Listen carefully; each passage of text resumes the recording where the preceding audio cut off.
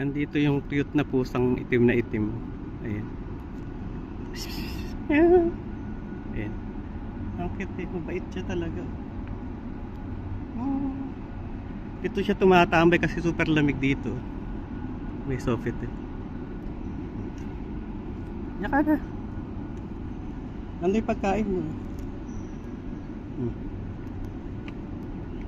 Bye bye. Bye. Yaka na.